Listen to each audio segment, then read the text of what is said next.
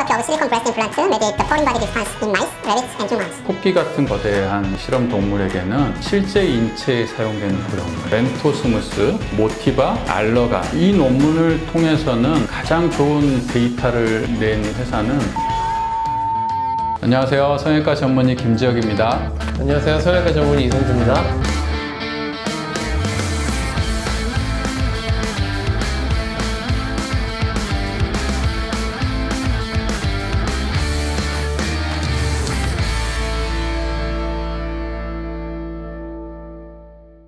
제가 오늘 아침에 우리 김 원장님이 엄청 열심히 논문 공부를 하고 계시는 거예요. 뭘 보고 있니? 그랬더니 아주 획기적이고 재밌는 논문이, 그것도 아주 유력지, 네이처 알아요? 네이처? 보형물에 관련된 논문이 이제 나와서 자세히 설명을 드리겠다고 합니다. 들어보세요. 보형물의 선택의 이슈가 되게 많거든요. 이 보형물이 좋냐, 저 보형물이 좋냐. 그런 질문을 받을 때마다 의사로서 어떤 기준을 갖고 딱 답해드리기 어려운 부분이 있었는데, 그런 보형물들의 선택의 기준에 대한 답을 어느 정도 제시해 줄 수 있는 아주 좋은 논문이 나와서 소개를 해드릴까 해요. 그래서 좀 어려우시겠지만 이 영상을 좀 끝까지 들어보시면은 환자분들이 보형물을 선택할 때 지금 고민하고 계신 많은 부분이 좀 해결될 수 있을 거라고 생각이 됩니다. 발음이 안 좋았어. 나오겠지, 뭐 자막으로 해주겠죠. The surface topography of silicone breast implant mediate the foreign body response in mice, rabbits, and humans. 쥐하고 토끼 그리고 인체에서 이물 반응을 매개하는 데서 가슴 보형물의 표면이 어떤 작용을 하는지, 그런 거에 대한 논문입니다.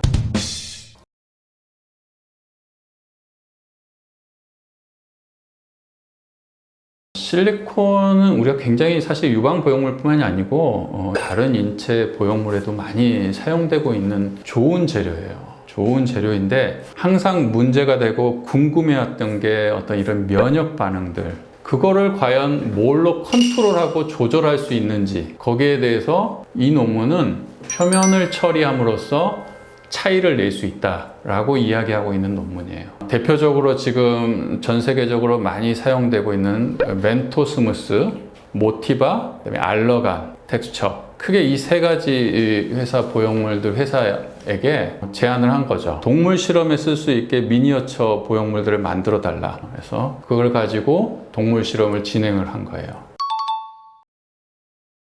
실험은 크게 두 가지로 했어요, 사실은. 토끼 같은 거대한 이 실험 동물에게는 실제 인체에 사용되는 보형물, 크기, 사이즈, 인체에 사용되는 보형물들을 실제로 삽입을 했고, 쥐 실험에는 이제 크기가 안 맞으니까요, 각 보형물 회사에게 미니어처 보형물을 똑같은 표면으로 만들어서 실험을 두 가지를 진행했습니다. 도대체 캡슐의 두께가 어떻게 되느냐, 이게 사실은 가장 궁금한 부분이거든요.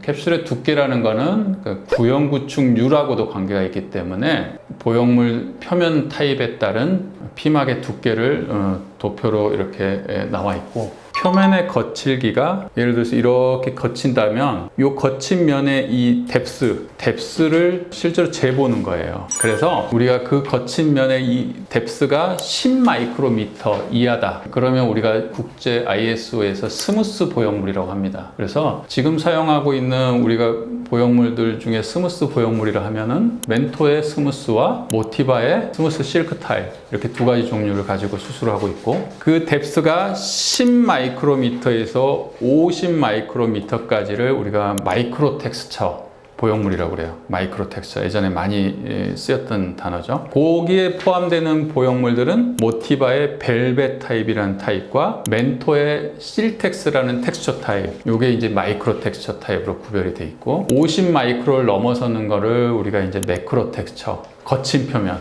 대표적으로 알러간 보형물들의 바이오셀 타입들이 있겠죠. 이 논문을 통해서는 가장 좋은 데이터를 낸 회사는 모티바의 스무스 실크 타입이에요. 결국은 4마이크로짜리가 제일 결과가 좋았다, 그런 얘기죠. 그렇죠. 실험 결과들을 보면은 4마이크로미터가 가장 피막 두께를 얇게 만드는 것으로 되어 있습니다. 근데 이게 사실 우리 구독자분들이 이해하기에 내용이 조금 복잡하고 헷갈릴 수도 있을 것 같긴 한데, 그러니까 결국은 돌기가 아예 없는 것보다는 약간 있는 게 좋고, 그렇죠. 약간 있다면 그 크기가 얼마냐, 이게 중요하다는 논문인 것 같은데. 맞아요. 그러니까 이게 논문에도 나오는 문구지만 4마이크로미터라는 이 러프니스가 가장 생체에 적합한 표면이 아니냐라고 반문을 하고 있어요. 대략 그 두께가 우리 몸에 있는 T셀의 세포 크기와 유사하다.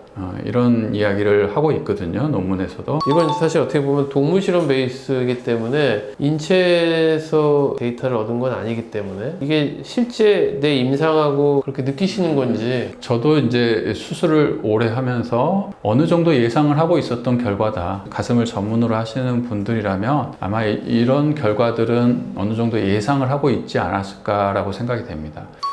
모티바의 스무스가 아닌 걸 쓰면 이제 안 되냐 이렇게 생각을. 이거는 이제 구형 구축에 대한 부분이에요. 구형 구축이 굉장히 관심사고 환자가 성형외과 의사도 내가 관심사다. 그런 부분이라면 하나의 해결책이 될 수 있는 논문이겠고, 보형물은 단순히 구형 구축만 해결해서는 안 되거든요. 그죠?